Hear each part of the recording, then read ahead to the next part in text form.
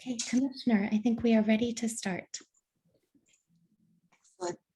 Thank you so much. Thank you all for being here. I am Sam Eigner-Trewergy, the Commissioner for the Department of Early Education and Care. And it is just my honor to be here tonight and to continue to serve all of you in this role. Supporting you as you all support and serve the children and families of the Commonwealth. I want to recognize how difficult and anxious it has been over the last 18 months. And as we move through the fall, there are still so many challenges ahead. But despite these difficulties, I have seen educators and leaders and family support service providers nurture children's curiosity, find new and creative ways to build developmentally appropriate learning environments amidst Zoom and in person, and support families who face hardship and change unlike anything we have actually seen before. The last 2 years have required tenacity and strength and an incredible amount of energy. The national news media has continued to highlight how exhausting it has been to keep children safe, to find qualified staff to fill classroom and care setting roles, and to continue to navigate the changing needs of families and the unknowns about the future. I just want you to know that here at EEC, we see you. We are committed to ensuring that our entire department is as supportive and responsive and flexible as we can be now and as we march together towards the future. As we begin tonight, I would like to highlight a point that we've been making with our board as well. It is undoubtable that EEC's mission expands beyond childcare providers that we license and support and fund. However, we also know that with recovery efforts underway, our childcare providers need our support now more than ever. And a lot of what you hear tonight will be targeted towards childcare as a critical infrastructure. But our efforts to support the communities are targeted much broader than that, and to bring communities together around the many supports and services that families with young children need. And we continue to be steadfast in our dedication to implementing our entire strategic action plan. A plan that envisions seamless coordination across all of those working to support families and to ensure that the Commonwealth's children can reach their full potential. As we move to the first slide, I wanted to start by highlighting our commitment to supporting the field. Highlighting some of the ways that EEC will continue to coordinate and underwrite the following health and safety supports. These are intended to offset the increased program costs that are needed for COVID mitigation and to ensure healthy and safe programs throughout the year ahead. We will continue to provide free personal protective equipment available through our online ordering system and delivered to all of our licensed providers. We will have I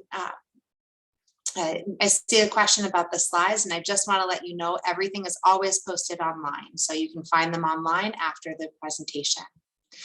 We will continue to provide, as I said, free personal protective equipment, but also to make sure that we have testing, both our ongoing pooled testing that you can sign up for and become part of, as well as our rapid response COVID testing that are available at our mobile sites around the state for all sites and families and staff who may have been exposed and would like to be have a potential exposure and would like to be tested for a rapid response. We also are working to align all of our safety policies with the governor's mandates and to ensure that the Department of Elementary and Secondary Education and EEC are aligned as much as possible. So your experience and children's experience across different state systems is unified and as supportive as we need. As school has started, we've been working closely with our colleagues at the Department of Elementary and Secondary Education to incorporate our out-of-school time providers into the Test and Stay program that they have begun launching. This will ensure that children who participate in the extended day programming, for particularly those with working families, are supported in attending school in person, despite the uncertainties of COVID. You can expect more information on that with the release policy, as well as instructions for our out of school time providers later this week. For the 50% or so of providers that serve subsidized families and the almost 50,000 families who participate in our EEC subsidies, we want you to know that we continue to ensure that families have access to services by maintaining many of the flexible policies we implemented over the last year. There continues to be no limit for child absences to maintain subsidies, so families can stay home when they're sick or quarantined and make the best public health decisions. We continue to provide extended job search timeframes and to ensure stability for children while their parents seek work. And EEC will continue to cover our parent copays through the end of the calendar year until the revised parent fee scale is implemented. All of that can be found online, and we continue to encourage you to read through our subsidy policies if you're interested on the specifics. Moving to the next slide, I wanted to highlight that the Washington Post recently reported that only 14 states have applications up and running to distribute the federal child care stabilization funds that were approved through the American Rescue Plan. For Massachusetts, that means we've received over $300 million. And I am so proud that Massachusetts was one of the first among those 14 states with an easy application process and a timeline for distributing funds that has been unprecedented in government. Our team is absolutely driven by the pressing need to get funds to providers as quickly as possible, so you can use those dollars to stabilize operations. You can use them to catch up with deferred maintenance and operational capital costs, building capacity to serve children, and importantly, compensating and rebuilding the early childhood workforce that has been so impacted over the last 18 months. You'll remember that funding levels are calculated based on the Commonwealth Cares for Children formula, or the C3 formula as we've called it. The C3 formula is a pioneering approach to public funding. It was created here in Massachusetts, but it's already being replicated in many states. I want you to feel proud of this fact, as the innovation and responsiveness of this funding model is a direct result of what we heard from you, the feedback and the engagement you provided throughout its development, showing up to webinars, providing written feedback, and telling us what worked and didn't work around applications to make sure that we could make this funding as easy to access as possible. This funding is designed to support operational costs while the world changes over the year ahead, providing funds for programs that have higher expenses due to the needs of families they're serving, increased staffing for needs such as serving infants and toddlers or providing longer hours. Funds are distributed monthly and are planned to continue at this point through December. Based on the early data, we are increasingly confident of the impact of these funds. Over 70% of eligible providers have applied for funds, and the uptake is notably high for family child care providers, with over 75% applying for funds. We've also seen that providers in the gateway cities, in our communities with high social vulnerability indices, and those programs that are serving children who receive subsidies had some of the highest uptake rates. Funding is higher in communities that have more needs, and in our BIPOC communities are seeing higher application rates and higher funding rates. More information will be provided on that in the upcoming board meeting, where we will provide a full analysis of these funds, and we'll talk a little bit more about that meeting later on in this conversation. As we move to the next slide, I wanted to talk and ensure that we let you know how committed we are to our long-term strategic vision of building and sustaining a diverse, professionally qualified and well-supported, well-compensated workforce. Yet we also recognize that there is such an immediate and urgent need, and it's reached crisis levels in recent months. The workforce shortage is not just in childcare.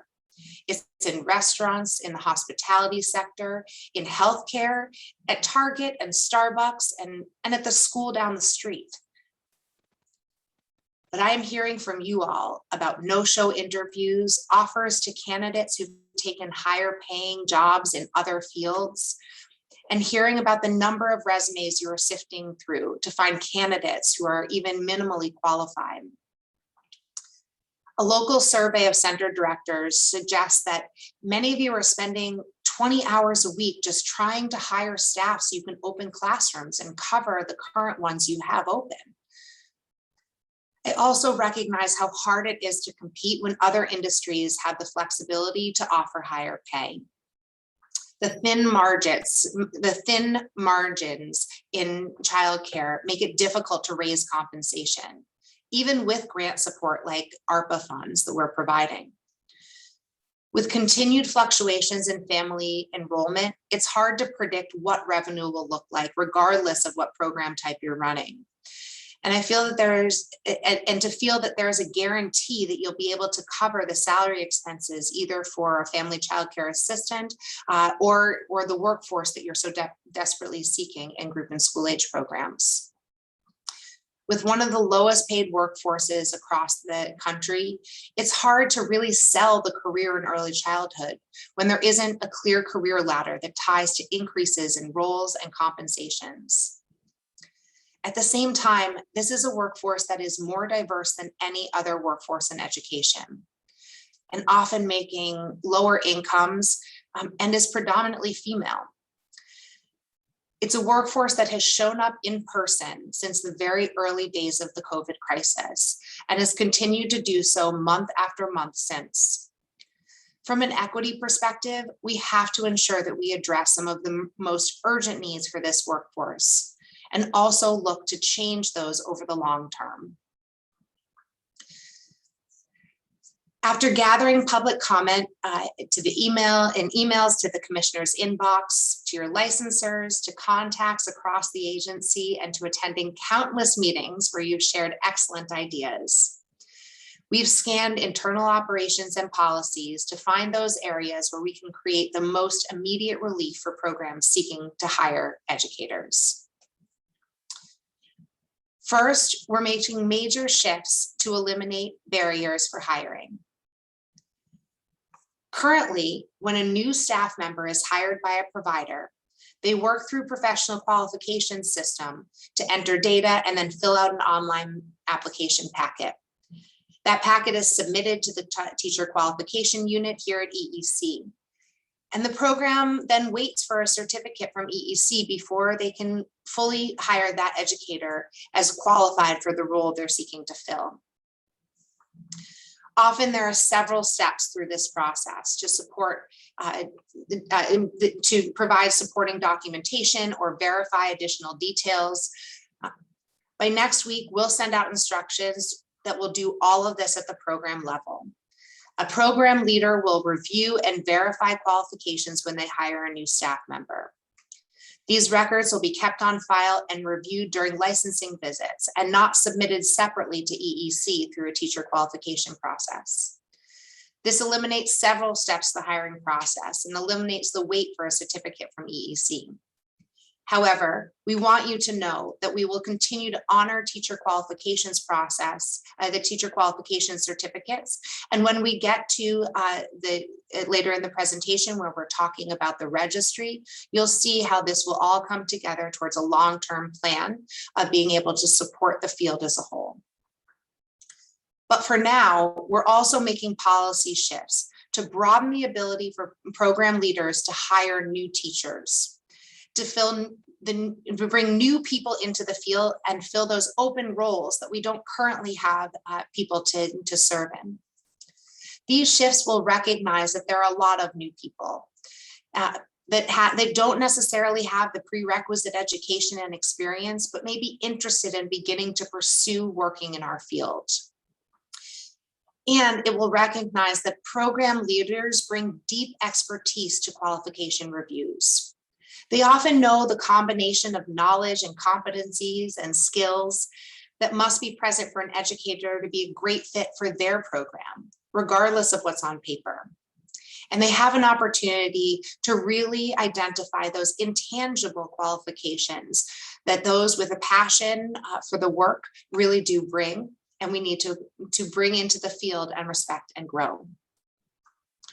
At the same time, we do not want to undermine the significant expertise that is truly necessary to be successful in this profession, and the skillful nuances that build those high quality interactions between children and adults that you can see and feel and hear when you enter a great early education program. This is a balance, and we acknowledge that there are limitations in the current qualifications that we can address immediately in order for program leaders to be able to hire quickly. These include narrow definitions of qualifying activities that don't really allow for the many ways that life's experiences can build competency for an educator. It limits what qualifications are recognized across Massachusetts state agencies and across states with similar systems that all provide the necessary preparation for working with children, but haven't been transferable in EEC's system. It also has a narrow definition of what higher education programs of study really prepare one for an early education and early childhood setting. In leveraging the incredible assets that can come from an educator whose undergraduate degree is in the arts or sciences, for example, we can broaden the qualifications to enter the field and really grow and hone those expertise it takes to really become proficient. Finally, our qualifications can't be carried easily across home-based and center-based or school settings. All of these are challenges as we try to grow and expand the workforce as we march towards the future. In the next week, we will release a set of revised educator qualification policies that are crafted to address all of these pain points and to provide the tools necessary for a program leader to review qualification and hire into staff roles. These new policies will broaden what a new hire may use to qualify for a role, expanding the transferability of other credentials into EEC's qualifications, expanding the definition of work experience to capture a broader range of individuals who are interested in entering the field, and qualifying a broader range of prerequisite coursework prior to hire, with the ability to support candidates to pursue coursework in their first 6 months of hire that will continue to engage them in the pursuit of education. As new policies and operations roll out in the coming weeks, EEC is committed to supporting program leaders, ensuring there's an understanding of these policy shifts and making sure that there's clear implementation guidance for new protocols. With the aim of adding more options for program directors, just take someone's interest in working with children and turn it into a pathway towards a profession in this field. We also recognize that family childcare providers may employ fewer staff members than a center-based setting, but the hiring of an assistant is sometimes that critical step it takes to grow capacity and serve more children. Just as a substitute is essential to a provider's ability to balance their own needs, both professional development and health and family needs, with the needs of the children and families that they serve. We have heard since I started a couple of years now, how hard it is to find a qualified assistant. And we have heard how unfair it can be when an educator is qualified in a center-based setting, but must become requalified to work in a home-based setting. And how many barriers this can create for those seeking to work across multiple settings. We have also received many requests for a published directory of substitutes, those who can help fill a provider's needs and take time when they need to take time for a doctor's appointment or a family obligation. And to prevent them from having to close down and impacting the families that rely on them when they do so.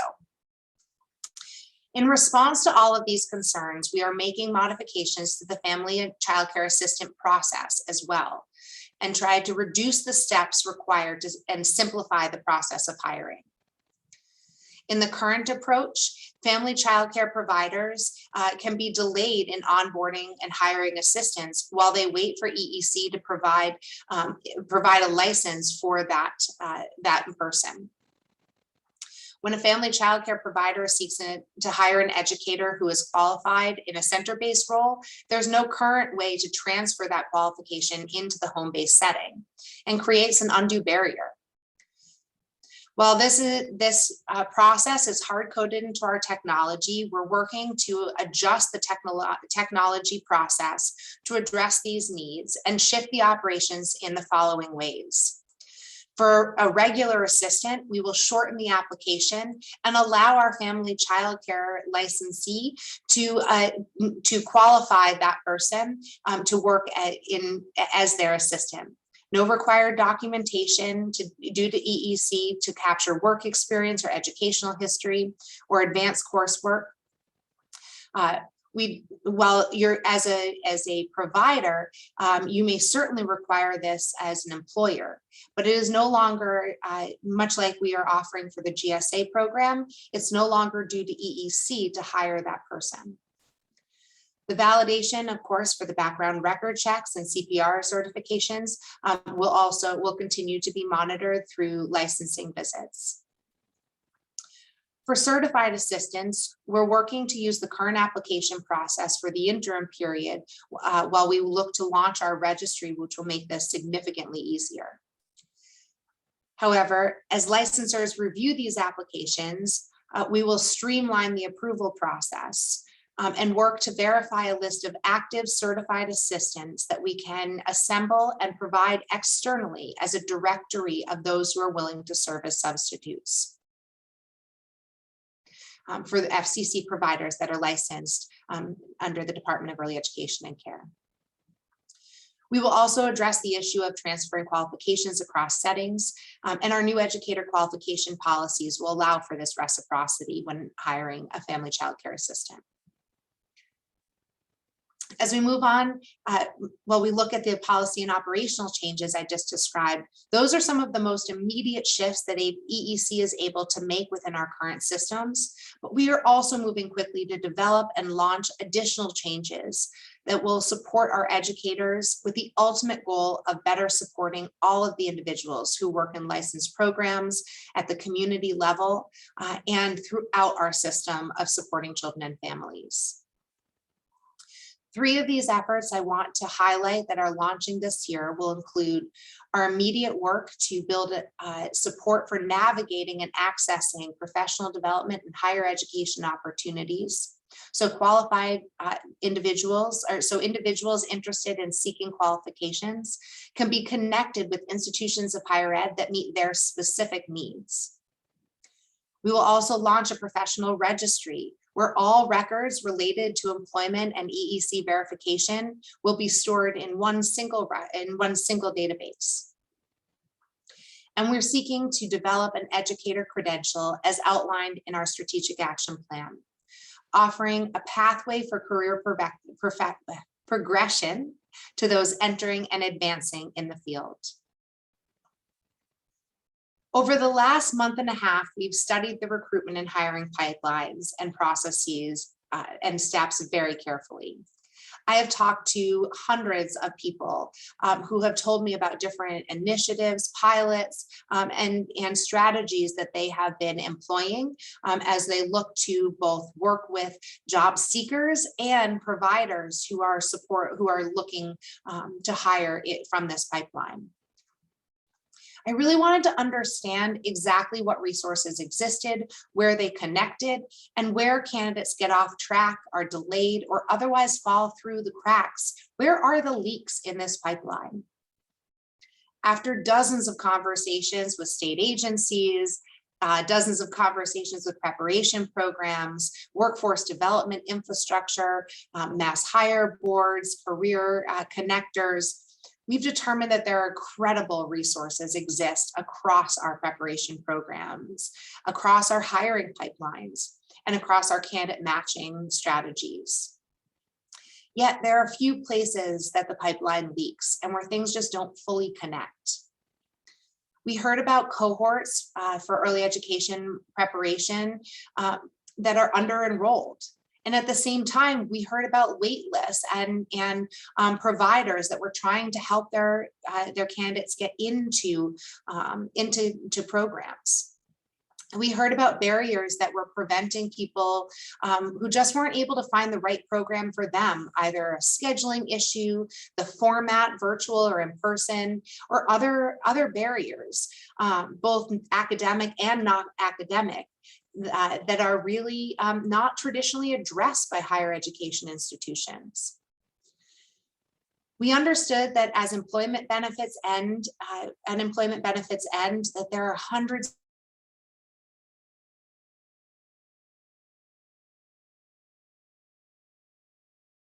that currently connect those candidates, a method of getting their early education and care information, our provider information, into their hands, who could help them understand the first step in getting one of these jobs. We heard from workforce recruitment providers who said they weren't sure how to help people take that first step or connect them with appropriate resources. And they were asking questions about location, parking, and childcare options for their own children that made it hard to answer the question about how to get into the field.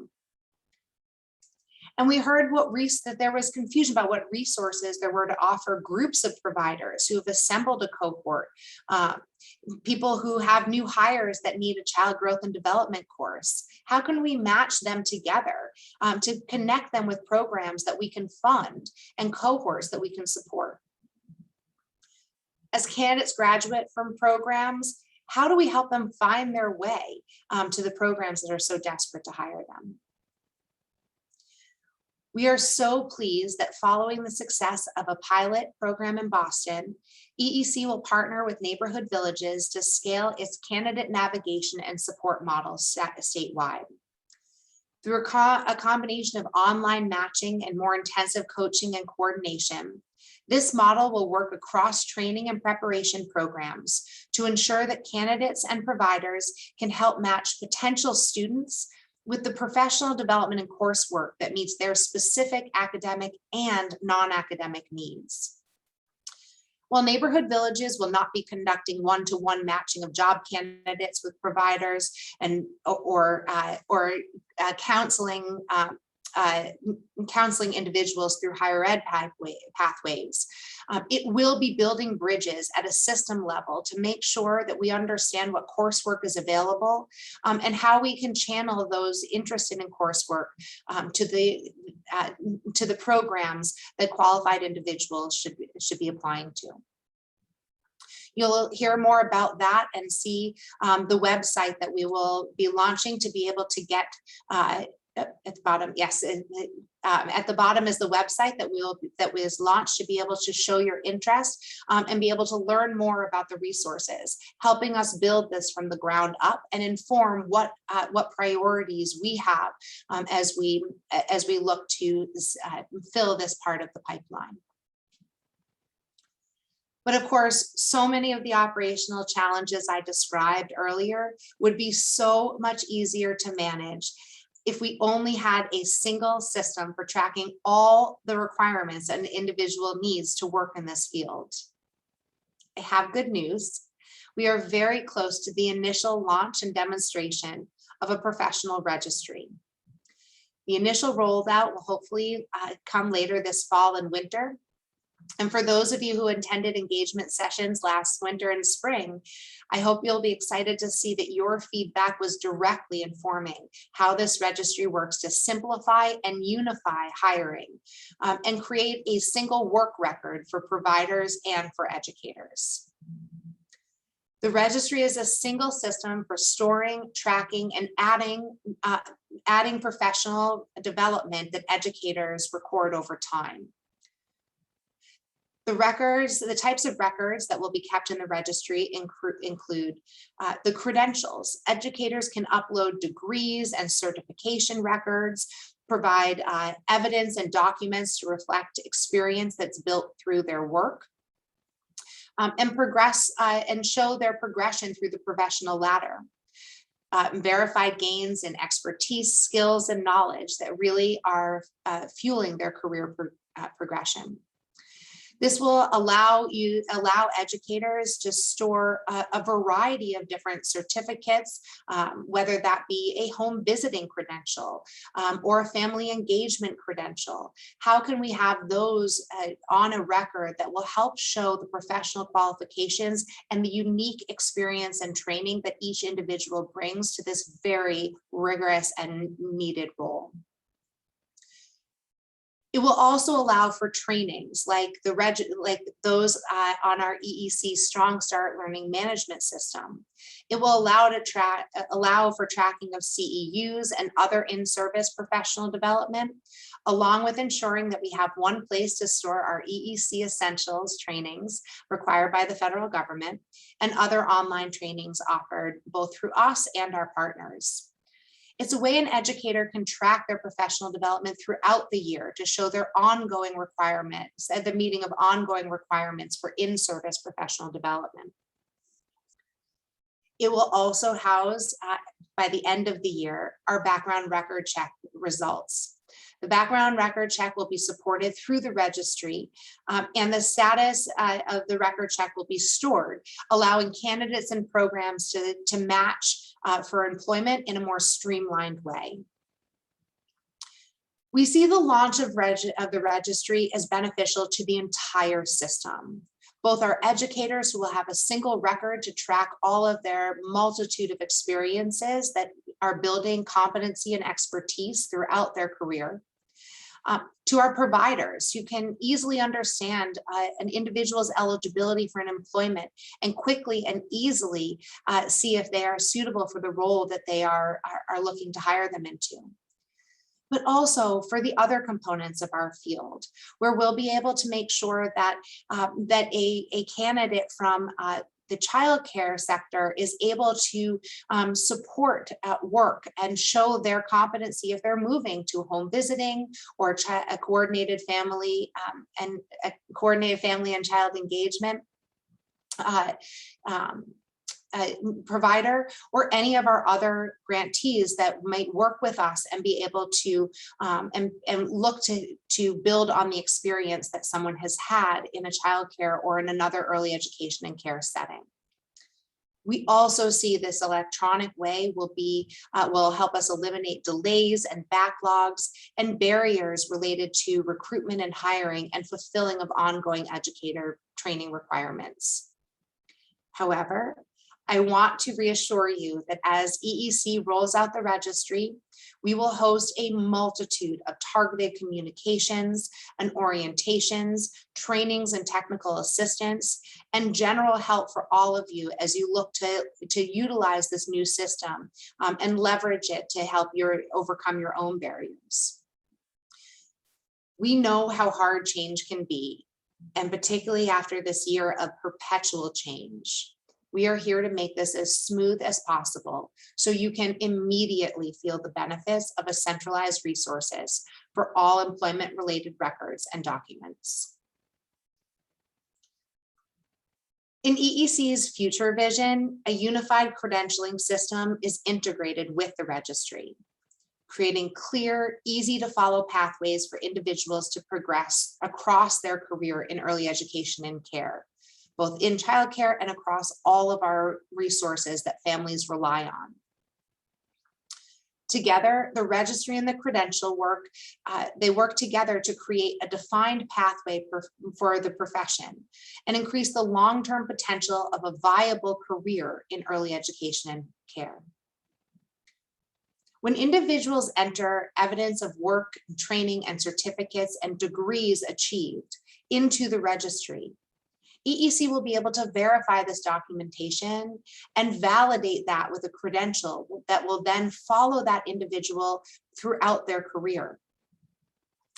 As employers, programs can look at levels to determine the roles an individual is qualified for filling and understand objectively what levels of expertise that an individual has already acquired when looking to hire and promote and make promotion decisions.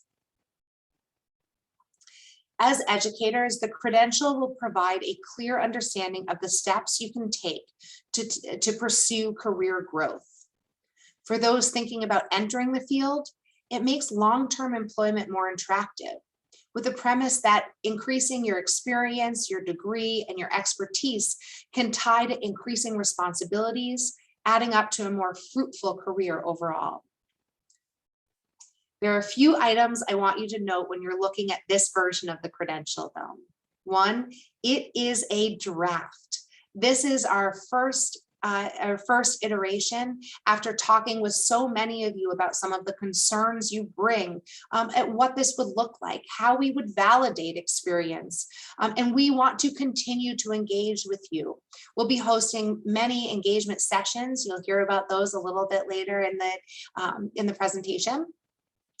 And we want to seek your feedback on specific components of the credential, as well as meeting with our higher education partners and other stakeholders to understand what kinds of ways we can incorporate coursework into a pathway. The second is that it's designed to reflect competencies or expertise, rather than just relying on degrees earned alone or more limiting approaches that other career progressions have recognized. We've tried to balance the extensive experience that many of you bring through various roles you've held, as well as the education and knowledge that many of you have acquired through pursuing higher education pathways. Third, it is designed to respectfully represent the knowledge and skills of the workforce in Massachusetts. As I mentioned, many of you have come into your roles through training and education, and others have come through decades of experience with young children. And many of you hold both. And what we're looking to do is codify and validate all of that experience while also providing an opportunity and a pathway for new people who are just entering the field to start to see what a progression over time could look like and what a career in early education and care can really truly hold. If any of the information I described tonight has piqued your interest, I hope you'll spend some time with us learning much more on October 6th. We will host engagement sessions during the day and the evening hours, encompassing more information on all of these workforce initiatives. Evening sessions are always provided Spanish interpretation, just as tonight has been. And you can visit the EEC engagement portal to register. Keep in mind, all of these will be recorded and will provide opportunities to provide feedback after the session if you aren't able to make it live. All of this is an ongoing iterative process. And so we want you to know that each of the feedback we have been able to receive is taken to heart, and we look to try to incorporate it, whether you're on the live session or whether you provided that to us separately. And while you're on the engagement portal, we hope you'll register for many of the upcoming sessions coming up. Most immediately, we have regional town halls that will start the second week in October. These are a chance to talk with your regions, to talk through questions and answers with the regional operations teams on things that are relevant to programs and educators, including more details on the launch of the professional registry, what it will mean for you, what kind of support we'll have, and what kind of support you may think you need, as well as the policy and operational shifts for the workforce that I described tonight. Once you see those, you'll have an opportunity to ask many more questions and get all of those answered at the regional town halls. For each region, a session will be during the day that's targeted to group and school age programs, and an evening session that's targeted to family childcare, typically after family pickup hours, and also, of course, with live Spanish interpretation. Please visit the EEC engagement portal to register. With all these sessions, The engagement is recorded and posted online for those who are not able to attend session live. The next session, the next meetings of the Board of Education are also posted here at the right. These meetings are such a good way to hear about everything happening at the department. You get a sense of what we do, what our priorities, how we are operationalizing our strategic plan, hear about the status of initiatives, and how we are applying the feedback you've given us to develop, how we're applying all the feedback you've given us to develop the future of work of the department. And especially to see how passionate and engaged our board is in the work you do every day. We do solicit public comment for board meetings and share the submission with our board. Our board chair, Noni Lasso, offers themes and summaries of those comments. And this is not only is this keeping with the Public Meetings Act, but I want you to know how seriously we take all of your feedback and how actively we use it in shaping the department's priorities and the content for not only our board discussions, but our ongoing engagements and initiatives. I do know that the website for board meetings can sometimes be difficult to find on our website. So sometimes the easiest way to find the materials and the meeting calendar is to simply Google search Massachusetts Board of Early Education and Care fiscal year 2022, and it comes right up. In the many roles I've held over my career, I understand how hard every job can be, especially through an ongoing worldwide pandemic and in the face of such massive workforce shortages. We know that our success as an agency is not just about child and family outcomes, but is much about how we support the early education and field in the work you do every day, and the programs and the educators and the adults that support our children and families. The quality of programming offered to the children across the Commonwealth is a direct impact of the investment we make in the adults who teach and care and support and work for those children. And we are working to develop a system that prioritizes educators and a career ladder that reflects the expertise gained as an educator hones their profession. I feel such gratitude for all of you that have continued to engage with us in public sessions, and have continued to send notes and emails and letters offering suggestions and advice. We need your feedback and insights. You make our work continually better. And although I will fully admit I don't always get a chance to answer every single email I receive, I can assure you that we read every one and that every one is used to inform what it is that we do. Thank you.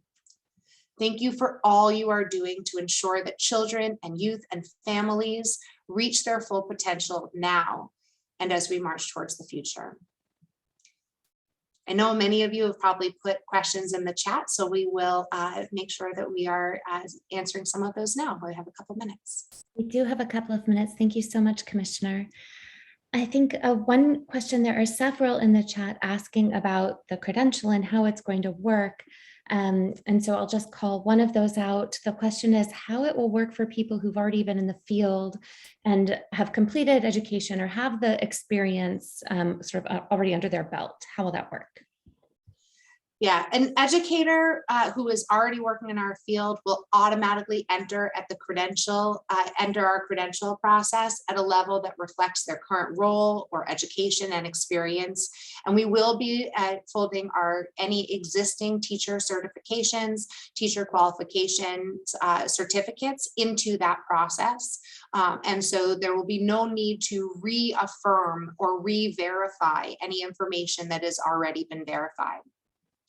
There'll be a process to appeal or provide additional documentation to verify a level for any individual that feels that we did not level them appropriately. that we, of course, this will be fully determined once we have a final credential to work from. And we will be, as I can assure you, will be providing lots more information, plenty of time and support for educators to make sure that they can get into our system effectively, efficiently, and with no barriers along the way. Perfect, thank you. I'm going to pull a question from early in the hour. When you were talking about the grants, there was a question about how exactly the C3 formula that you referred to, how would that support a program to provide longer hours? Or to recognize rather. Recognize longer hours, yes. So I will encourage you for more details. I will answer this briefly, but encourage you for more details to look at our strategic action portal for some of the recorded webinars where we walked through the different components of the C3 formula as an opportunity to be able to learn much more about the components, what went into them and how they're counted.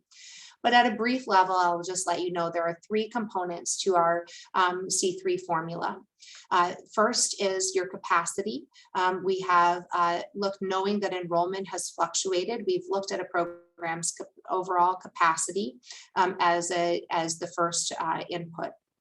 The second input we've looked at is number of educators. We've taken a baseline of a preschool program serving 20 children with 2 educators as a baseline. If you were going to serve infants and toddlers, if you were going to serve for longer hours, a 7, 8, 9, 10-hour day, you would need more than 2 educators to be able to serve the same number of children. And so we have worked to put a formula together that increases the multiplier for those that have more than that ratio of educators. And then thirdly, our third component is an equity adjustment for those serving either socially vulnerable communities or largely subsidized families. I will say at our October board meeting, we'll be doing some more in-depth analysis of how this is playing out. And what we have seen is in that formula that takes a base rate based on capacity and multiplies, so you get additional dollars if you are either have more educators, or if you are serving more socially vulnerable communities. That we have the formula does seem to be targeting, from the data we've been looking at, does seem to be targeting dollars towards those that are serving longer hours, have younger children, infants and toddlers, for example, which have fewer children per educator, and are serving more vulnerable families. And so again, more data to back up that statement at the October board meeting as we quickly crunch what we've been able to pull in so far. But those are some of the ways that we have looked to simplify the formula, but still reflect all of those priorities that we know our working families, our younger students, and our providers that are taking on additional operational costs to provide those services, reflecting that in our funding levels. Thank you, Commissioner. There's a question about the playbook, hearkening back to the playbook, and wondering if there is anything like that that might be coming out again in the future. Absolutely. And thank you for that question. I know we have had so many requests as we transitioned out of the state of emergency, but still watch the health landscape carefully. We've had so many requests for continuing guidance. We are working on revising a playbook with revised updated information and additional guidance around health protocols for the upcoming, for the year ahead. We are looking to revise that, and we do intend to have that out to folks towards the end of October. Perfect. So, Commissioner, there are a lot of comments in the chat that I think we will take back to those who are leading initiatives about how the credential might be applied in different contexts, how the registry can be accessed, et cetera. So we will take those back to inform those initiatives. But there are also thanks to you and the department for for the presentation tonight. There is appreciation for the responses and the planning and the continued support. So I just wanted to pass that along as well. Thank you. Okay, I think we can close this evening, and we hope that everyone has a wonderful night. Commissioner, is there anything you want to say in closing?